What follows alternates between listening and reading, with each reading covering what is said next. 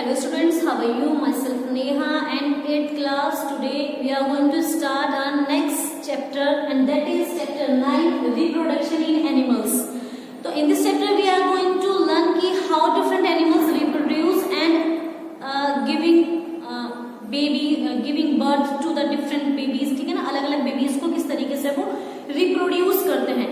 तो in this chapter we are going to learn different animals and the way and the method of reproduction which they follow to produce young one. ठीक है ना. तो इस chapter में first of all अगर किसी भी चैप्टर को हम लोग स्टार्ट करते हैं तो हमें क्या क्लियर करना है, हमें क्लियर करना है कि चैप्टर का मीन क्या है और हम लोग इस चैप्टर में करने क्या वाले हैं. बिकॉज अगर एक्सप्लेनेशन में मैं कोई टर्म यूज करती हूँ और आपको वो टर्म क्लियर नहीं हो पाती है तो फिर थोड़ा सा एक प्रॉब्लम क्रिएट होती है. तो फर्स्ट ऑफ ऑल अगर मैं रिप्रोडक्शन की बात करूँ तो रिप्रोडक्शन क्या होता है? रिप्रोडक्शन मीन्स होता है टू प्रोड्यूस यंग वन, किसी अपने ही जैसे एक नए ऑर्गेनिज्म को प्रोड्यूस करना. This is reproduction and the exact definition of reproduction is here. This is the production of new organism from the existing organism. Existing organism means the particular organism which is surviving on the अर्थ, जो पहले से ही survive कर रहा है earth पर, वो of the same species is known as reproduction. Reproduction means दोबारा से अपने ही जैसा किसी दूसरे ऑर्गेनिज्म को प्रोड्यूस करना. This is reproduction. अगर मैं रिप्रोडक्शन की बात करूं तो it is also a important characteristic feature of a living organism. अगर मैं लिविंग और नॉन लिविंग की बात करूं तो लिविंग में एक मल्टीप्लीकेशन का आता है कि living things can be multiply, कि जो लिविंग थिंग्स होते हैं वो एक ऑर्गेनिज्म से दो ऑर्गेनिज्म को प्रोड्यूस करने की कैपेबिलिटी रखते हैं. बट अगर हम एग्जाम इसी के साथ अगर हम नॉन लिविंग थिंग्स के लिए ले तो non living things can not do multiplication means as well as वो रिप्रोडक्शन भी नहीं कर सकते हैं. Now it is clear. तो अब अगर हम लिविंग थिंग्स में रिप्रोडक्शन की बात कर रहे हैं तो रिप्रोडक्शन अपनी सेम स्पीसीज को अर्थ पर अगर आपको कंटिन्यूटी में रखना है तो you have to do reproduce. किसी भी ऑर्गेनिज्म की अगर मैं बात करूं, ह्यूमन बीइंग की बात कर लो, dog, cat as well as अगर मैं प्लांट्स की बात करूं तो ये सब के सब रिप्रोडक्शन करते हैं. तभी क्या होता है, मान लो अगर मैं ह्यूमन बीइंग का एग्जांपल लूं, we are surviving here just because of our parents. हमारे पेरेंट्स जो कि पहले किसी का डॉटर या सन हुआ करते हैं, now they are our parents. ठीक है ना. तो कहीं ना ये जनरेशन टू जनरेशन ये भी एक नेसेसरी प्रोसेस है जिससे कि हम कोई भी एक स्पीसीज, मान लो कोई भी एक स्पीसीज अगर एक जनरेशन से दूसरी जनरेशन में अगर जा रही है तो they have to do reproduce. Reproduce means it's a common और it's a necessary thing to survive on the earth on a long span of time. अगर एक लंबे समय तक अगर आपको अर्थ पर सर्वाइव करना है तो आपको रिप्रोडक्शन, आप ह्यूमन बीइंग की बात नहीं कर रही हूँ, और भी जितने भी प्लांट्स या एनिमल्स या लिविंग ऑर्गेनिज्म में जितने भी आते हैं वो रिप्रोडक्शन ही करते हैं. ठीक है ना. तो इसमें हम लोग रिप्रोडक्शन में हम पढ़ेंगे तो रिप्रोडक्शन के अलग अलग मेथड होते हैं. तो in this chapter we are going to learn about the two methods of reproduction which are asexual reproduction and sexual reproduction. तो दोनों में डिफरेंशिएट करेंगे. इससे पहले एक चीज बता देती हूँ कि अलग अलग जो ऑर्गेनिज्म है वो अलग अलग तरीके से रिप्रोड्यूस करते हैं. तो फर्स्ट ऑफ ऑल कुछ टर्म्स है जो आपको क्लियर कर दूं. रिप्रोडक्शन आपका क्लियर हो गया. तो इसी में आता है आपका फिर गैमीट्स आते हैं. ठीक है ना. गैमीट्स भी आते हैं, उसके बाद आपके ऑर्गेनिज्म भी आते हैं. जो ऑर्गेनिज्म होते हैं वो दो टाइप के होते हैं. अगर मैं आपको बताऊं organism are of two types, जो मैं आपको पहले भी क्लियर कर चुकी हूँ, यूनिसेलुलर एंड मल्टीसेलुलर. तो unicellular which have a single cell और मल्टीसेलुलर जो मोर देन वन सेल, जो having more than one cell, जो एक से ज्यादा सेल कैरी करते हैं वो मल्टीसेलुलर ऑर्गेनिज्म होते हैं, और जो सिर्फ एक ही सेल को कैरी करता है वो होता है यूनिसेलुलर ऑर्गेनिज्म. तो इन दोनों में डिफरेंशिएट होता है कि अगर मैं नॉर्मली किसकी बात करूं, अगर मैं अमीबा की बात करूं तो अमीबा क्या करता है, अमीबा उसका जो न्यूक्लियस होता है, सेंट्रल पार्ट जो न्यूक्लियस है उसका वो डिवाइड कर देगा और उससे एक ऑर्गेनिज्म से वो दो ऑर्गेनिज्म में डिवाइड हो जाएंगे. अगर मैं एग्जांपल के रूप में करूं, आपको पता है अमीबा जो होता है वो शेपलेस होता है. This is amoeba and this is the central part of the amoeba is nucleus. और ये चीज मैं आपको सेल के इसमें चैप्टर में क्लियर कर चुकी हूँ कि न्यूक्लियस जो होता है वो डीएनए जेनेटिक मटेरियल को कैरी करता है, और जो डिवाइड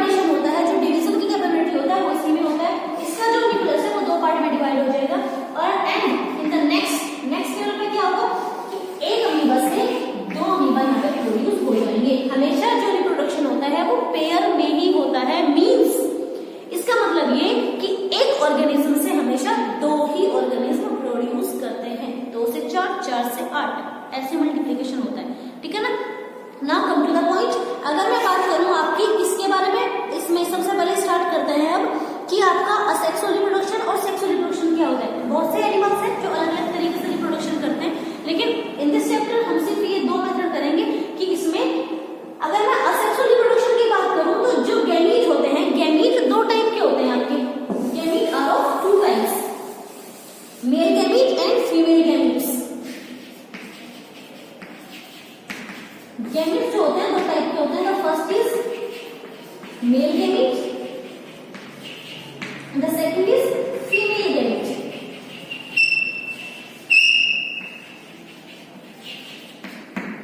इसमें अगर हम असेक्सुअल रिप्रोडक्शन की बात कर रहे हैं तो असेक्सुअल रिप्रोडक्शन में अगर या तो मेल गैमीट प्रेजेंट होगा या फीमेल गैमीट प्रेजेंट होगा, सॉरी, कि इसमें अगर एक ही प्रेजेंट होगा या तो मेल या फीमेल, ठीक है ना।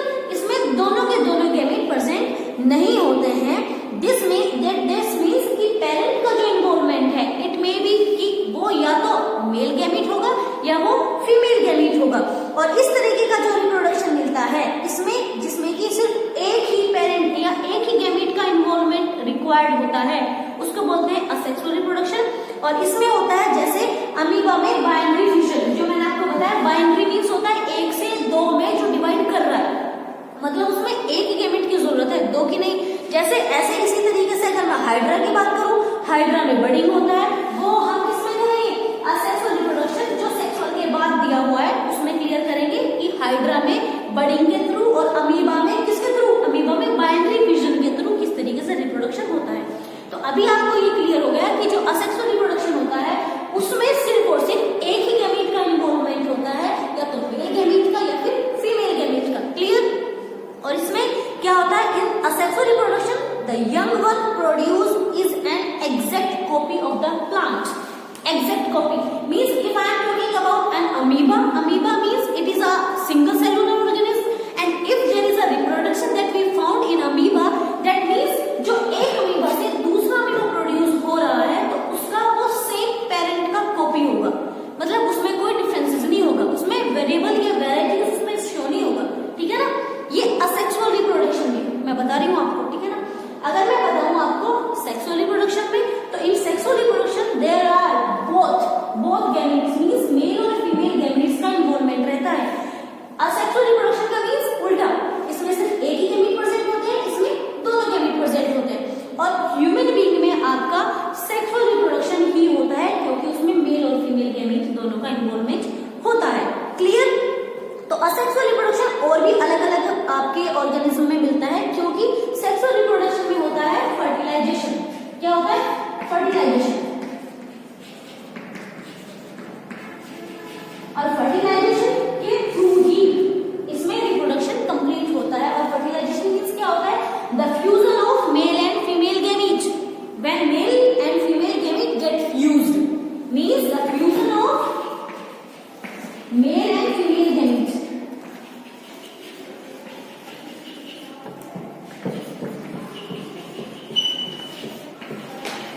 This is fertilization. और ये जो फर्टिलाइजेशन की प्रोसेस है ये मिलती है किसमें, ये मिलती है आपकी सेक्सुअल रिप्रोडक्शन में, clear.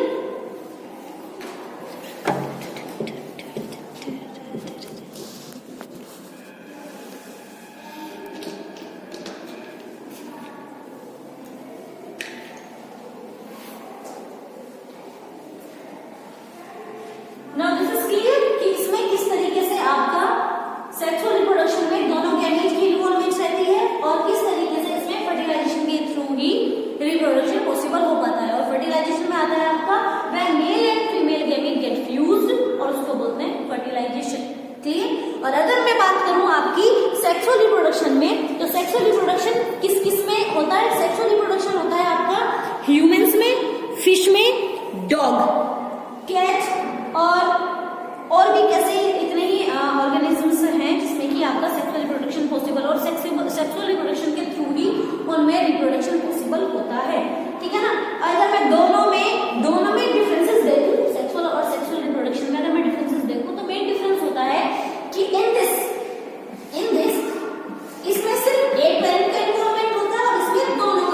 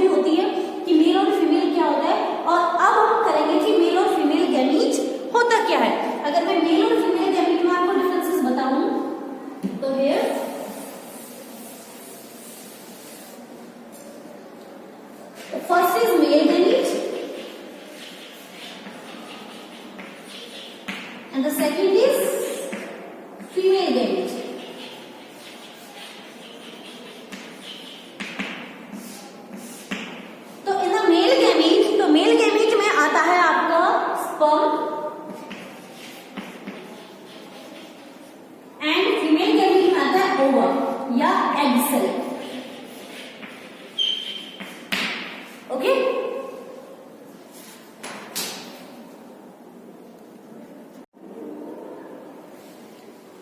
here is two male gametes which are going to discuss. The first is male and female gamete. जो मैंने आपको बताया कि मेल गैमीट जो होता है वो होता है आपका basically sperm and the female gamete. अगर मैं फीमेल गैमीट में एग या ओवा यूज कर रही हूँ that means the egg and ओवा बोथ आर सेम, ठीक है ना। डजंट मैटर कि आई एम यूजिंग एग और ओवा, ठीक है ना। इफ आई एम यूजिंग ओवा and egg that means the female gamete. Clear. तो इसमें फर्स्ट ऑफ ऑल मैंने आपको यहाँ पर डायग्रामेटिकली शो किया है। This is the male gamete that having, ये इतना स्मॉल साइज होता है।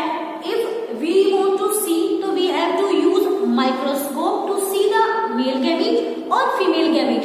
दोनों को अगर आप देखना चाहते हैं तो उसको आप देखने के लिए आपको माइक्रोस्कोप की यूज करना पड़ेगा।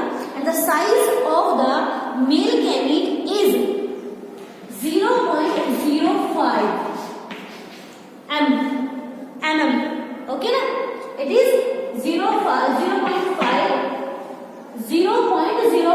mm, इतना साइज का होता है। एंड द बेसिकली जो अगर मैं इसकी मेल गैमीट की बात करूँ स्पर्म की, इसके 3 मेन पार्ट्स होते हैं। The first is head, the middle part and the last is tail. In the head portion अगर मैं बात करूँ बेसिक सी, इसमें साइटोप्लाज्म भी प्रेजेंट होता है, इसमें न्यूक्लियस भी प्रेजेंट होता है और इसमें सेल मेम्ब्रेन भी प्रेजेंट होता है। If I am using the nucleus and the cytoplasm and the cell membrane, तो आपको ये चीज क्लिक हो जानी चाहिए कि हम लोग सेल के चैप्टर में ये चीजें पहले भी क्लियर कर चुके हैं। न्यूक्लियस का डायरेक्टली मतलब ये होता है कि nucleus having the genetic material DNA, उसके पास जेनेटिक मटेरियल डीएनए होता है। तो if that part of the male gamete having the genetic material, किसमें? Nucleus, in nucleus, that means वो जेनेटिक मटेरियल को कैरी करके रखता है in the form of DNA. Clear. Genes वगैरह कैरी करके रखता है जो कि एक जनरेशन से दूसरे जनरेशन में पास होता रहता है, जनरेशन टू जनरेशन, ठीक है ना। तो इसमें ये this is the head portion और हेड पोर्शन के मिडिल में होता है आपका न्यूक्लियस जिसमें कि जेनेटिक मटेरियल होता है। एंड दिस इज हेड और साइटोप्लाज्म जिसमें प्रेजेंट होता है cell membrane. The outer most means जो बाहर की लेयर है, this is cell membrane, this is the middle part and in the last this is tell.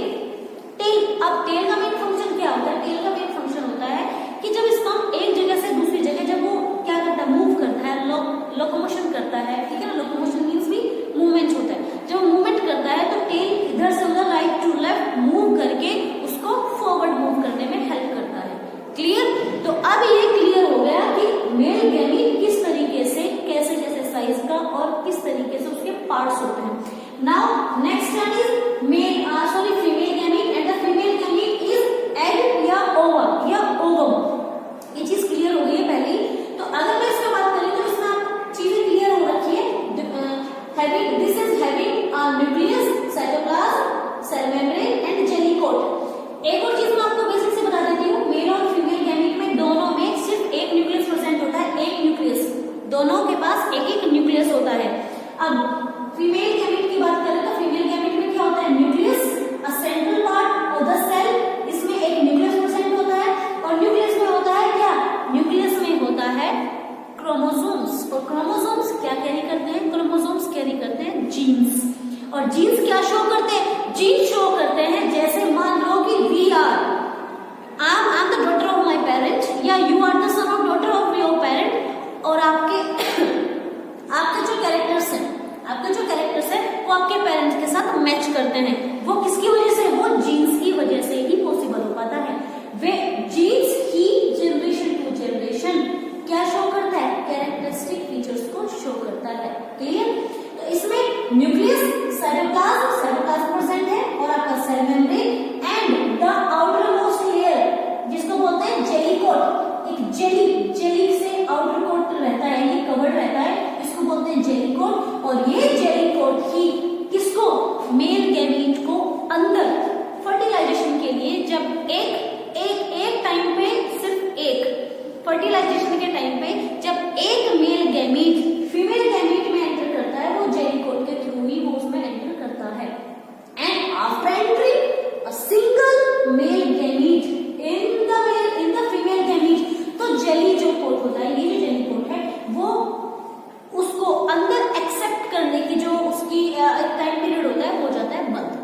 को एक्सेप्ट करने के बाद।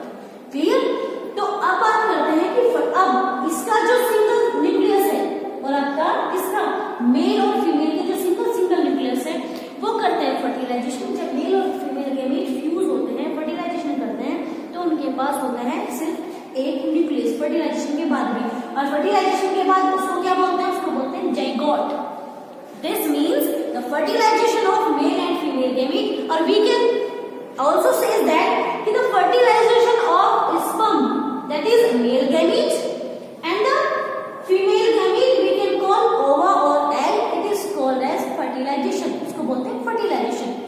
तो इसमें सिंगल न्यूक्लियस होगा इनमें, और फर्टिलाइजेशन के बाद एक ही न्यूक्लियस होता है, उसमें क्रोमोसोम्स और आपके जीन्स प्रेजेंट होते हैं जो कि कैरेक्टर शो करते हैं नेक्स्ट जनरेशन को। अब बात करते हैं कि ये फर्टिलाइजेशन क्या होता है। तो fertilization means here is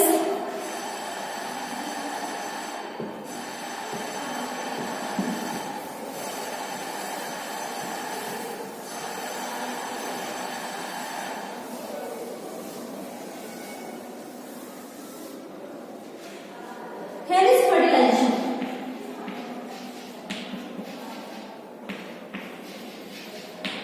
fertilisation जो मैंने आपको बताया कि इसमें मेल और फीमेल गैमीट का फ्यूजन होता है, उसको फर्टिलाइजेशन बोलते हैं। अगर मैं डायग्रामेटिकली बताऊं, दिस इज ओवा, दिस इज न्यूक्लियस, या इसमें साइटोप्लाज्म बता सकते हैं, this is cytoplasm, and all over ये क्या है? This is the female gamete.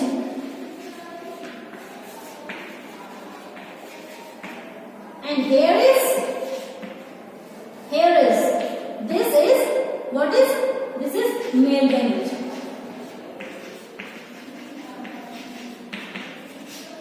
तो this is the male gamete, this is female gamete, और female gamete having nucleus and cytoplasm। और तो इसमें क्या होता है? जैसे ही आपका ये जो मेल पार्ट ऑफ द अगर गैमीट का मेल पार्ट जो है वो क्या करेगा? वो this is entering in the cell. ये जो आपका मेल गैमीट है वो फीमेल गैमीट में एंटर कर रहा है, and after entering the male gamete in the female gamete, तो उसमें क्या होगा? The zygote will form. The zygote, this is the zygote. इसमें क्या होगा? इसमें आपका जो हेड जो पोर्शन है, आपका मेल गैमीट का जो हेड पोर्शन है वो तो क्या करेगा? वो तो फर्टिलाइज कर देगा, फर्टिलाइजेशन करने में हेल्प करेगा। और टेल का मैंने आपको क्या फंक्शन बोला था? टेल क्या करती है? टेल करती है मूवमेंट करने में, उसको फॉरवर्ड मूवमेंट करने में हेल्प करता है। तो फॉरवर्ड मूवमेंट यहाँ तक अपने टारगेट तक पहुंचने के बाद ये जो हेड पोर्शन है वो तो क्या कर देगा? वो तो बना देगा क्या? जाइगोट। क्योंकि हेड पोर्शन में मैंने आपको क्या बताया था? हेड पोर्शन में ही न्यूक्लियस प्रेजेंट होता है। न्यूक्लियस जो होता है जब यहाँ पे वो फर्टिलाइज हो जाएगा, तो फर्टिलाइज होने के बाद जो टेल है वो हो जाएगी क्या? सेपरेट, अलग। क्लियर? तो सेपरेट होने के बाद ये जो बाकी का जो पोर्शन है, किससे? जब मेल और फीमेल गैमीट फर्टिलाइज हुआ तो उससे बनता है आपका zygote. Now it is clear कि किस तरीके से इसमें फर्टिलाइजेशन हुआ। स्पेशली मैंने आपको बताया ये फर्टिलाइजेशन किसमें? ये फर्टिलाइजेशन बताया मैंने आपको ह्यूमंस में, ठीक है ना? कैसे मेल और फीमेल गैमीट फर्टिलाइज्ड होते हैं, और किस तरीके से डायग्रामेटिकली भी आपको ये मेल और फीमेल गैमीट का पता होना चाहिए कि डिफरेंट पार्ट्स कौन कौन से होते हैं और किस तरीके से वो फर्टिलाइजेशन करते हैं। Now the next is internal fertilization and external fertilisation.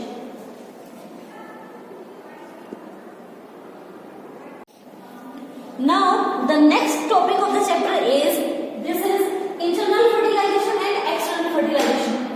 Internal, अब फर्टिलाइजेशन हमारा क्लियर हो गया कि फर्टिलाइजेशन होता क्या है। अब फर्टिलाइजेशन में क्या होता है कि मेल और फीमेल गैमीट का फर्टिलाइजेशन होता है, फ्यूजन होता है, और जिसमें कि मेल गैमीट मींस आपका किसका?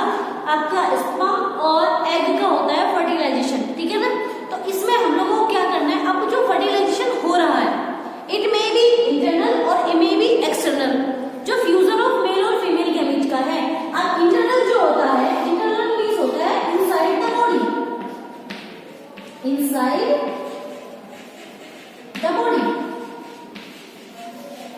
और ये जो अगर मैं एक्सटर्नल की बात करूं, एक्सटर्नल मींस होता है आउटसाइड द बॉडी। अब हमें डिफरेंस ये ढूंढना है कि किस किस एनिमल में जो फर्टिलाइजेशन होता है वो बॉडी के बाहर होता है और किस किस में फर्टिलाइजेशन बॉडी के अंदर होता है।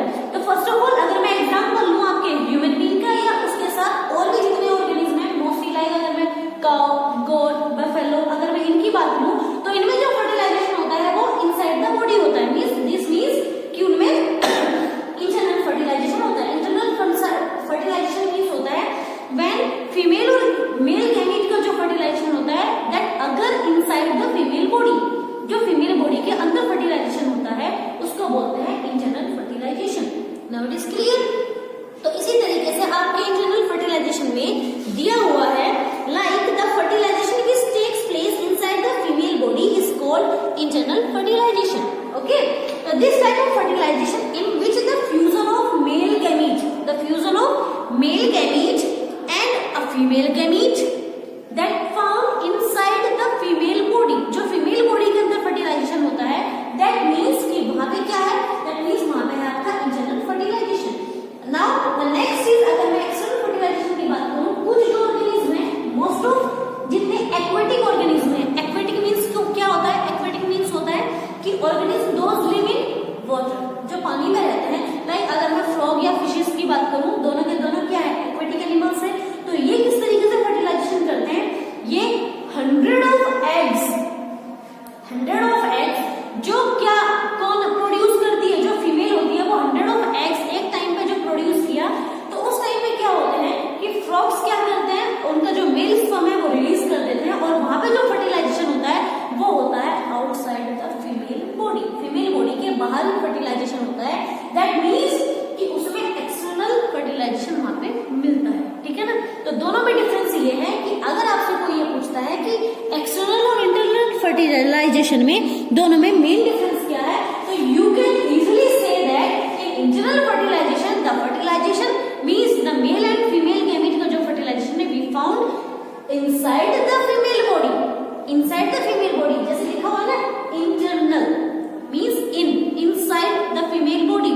एंड द अगर मेन डिफरेंस अगर इसमें पूछा आपसे एक्सटर्नल में, तो you can also say that कि the fertilisation means the male और फीमेल गैमीट का जो फर्टिलाइजेशन है जो मिलता है कहां, outside the body, outside the female body. That means this is what, this is external fertilization. Now it is clear कि आपका कौन कौन सा आपका इंटरनल फर्टिलाइजेशन और एक्सटर्नल फर्टिलाइजेशन होता क्या है। Now in the next we are going to start sexual reproduction in animals. मैंने आपको सेक्सुअल रिप्रोडक्शन आपको क्लियर किया था कि सेक्सुअल रिप्रोडक्शन होता क्या है। सेक्सुअल रिप्रोडक्शन में मेल और फीमेल गैमीट का इन्वॉल्वमेंट होता है, मेल और फीमेल गैमीट। और नाउ अगर मैं बात करूं किसकी, एनिमल्स की अगर मैं बात करूं, द बोल process of sexual reproduction in animal involve the formation of sperm and egg. Mail and female gamete means दोनों का इन्वॉल्वमेंट होता है, जो हम लोग पहले क्लियर कर चुके हैं। In the sexual reproduction the involvement of male and female gamete both are found. ठीक है, दोनों में मिलेगा। तो इसमें क्या होगा, joining together of sperm and egg to form a fertilized egg. जैसे मैंने आपको फर्टिलाइजेशन में बताया, जैसे कि किसने, मेल और फीमेल गैमीट मींस एग और स्पर्म में जब फर्टिलाइजेशन हुआ तो उन्होंने एक फर्टिलाइज्ड एग को प्रोड्यूस किया called zygote. The fertilized egg, जब मेल और फीमेल गैमीट का फर्टिलाइजेशन हो जाता है तो उसको क्या बोलते हैं, उसको बोलते हैं फर्टिलाइज्ड एग या फिर zygote. And growth and development of zygote to form a baby animal means उस फर्टिलाइज्ड एग से या उस जाइगोट से प्रोडक्शन होता है किसका, एक बेबी का, एक न्यूबॉर्न बेबी का। मींस उसी एग के अंदर बेबी ग्रो करता है। तो here are some steps of sexual reproduction. The first is male parent produces male gamete called sperm. Male gamete जो है, male animal या organism ने male gamete को produce किया, that is sperm. The female parent produce female gamete called egg या ova. इसी तरीके से फीमेल बॉडी ने या फीमेल ऑर्गेनिज्म ने एक किसको प्रोड्यूस किया, एक फीमेल गैमीट को प्रोड्यूस किया। अब दोनों के दोनों में क्या होगा, जो आपका स्पर्म है, जो मैंने आपको बताया था कि जैसे किस तरीके से डायग्रामेटिकली कि किस आपका जो मेल गैमीट है वो एंटर करता है किसमें, मेल गैमीट में, मेल गैमीट एंटर करता है सॉरी फीमेल गैमीट में। जैसे कि स्पर्म ने एंटर किया था किसमें, एग सेल में, तो वहां पे क्या होगा, वहां होगा फर्टिलाइजेशन। और फर्टिलाइजेशन मींस कि जब आपका मेल और फीमेल गैमीट वहां पे फ्यूज हो रहा होता है, और वो किसको प्रोड्यूस करेंगे, वो प्रोड्यूस करते हैं आपके फर्टिलाइज्ड एग को, और फर्टिलाइज्ड एग से बनता है जाइगोट, और जाइगोट से बनता है फिर न्यूबॉर्न बेबी। तो these are the basic steps of sexual reproduction. Now it is clear. तो in the next lecture we will learn about sexual reproduction in humans, ठीक है ना। तो ये आपका सेक्सुअल रिप्रोडक्शन, यहाँ तक आपका बेसिक सा इंट्रोडक्शन क्लियर हुआ है, जिसमें कि हमने क्लियर किया है रिप्रोडक्शन, उसमें फिर आपने गैमीट्स किए हैं, और गैमीट्स के बाद आपने फर्टिलाइजेशन डायग्रामेटिकली आपने देखा, और उसके बाद आपने इंटरनल एंड एक्सटर्नल फर्टिलाइजेशन किया है। ओके, तो आपको क्या करना है, आपको अब तक जो मैंने क्लियर किया है, you have to do self study. And अगर आपको लगता है किसी भी टर्म में कहीं पे भी अगर आपको लग रहा है कि प्रॉब्लम आ रही है, तो आपको क्या करना है, आपको वो चीज मुझसे क्लियर कर लेनी है, कंसल्ट कर लेना है, ठीक है ना। किसी भी चीज को, प्रॉब्लम को बढ़ाना नहीं है, वहीं पे क्लियर कर लेना है। Okay, then take care of it.